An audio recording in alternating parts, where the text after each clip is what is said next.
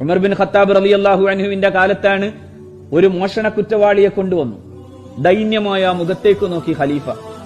എന്നിട്ട് ചോദിച്ചു, മോനെ എന്ത് സംഭവിച്ചു?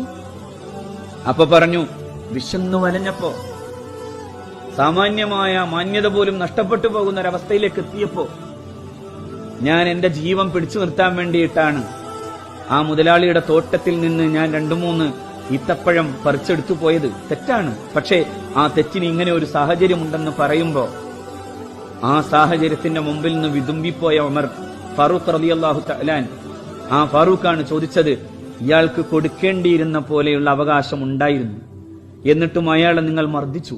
എന്നിട്ട് അതിനും ശേഷവും നിങ്ങൾ അയാളെ വീണ്ടും ഇസ്ലാമിക നിയമകൃത്യത്തിന്റെ ഭാഗമായിട്ടുള്ള ശിക്ഷാ നടപടികൾക്ക് വിധേയമാക്കാൻ വേണ്ടി എന്റെ അടുക്കിലേക്ക് കൊണ്ടുവരികയും ചെയ്തു. നിങ്ങൾക്ക് നാണം തോന്നിയില്ലേ എന്ന് ചോദിച്ചു സയ്യിദുനാ ഫാറൂഖ് റളിയല്ലാഹു അൻഹു.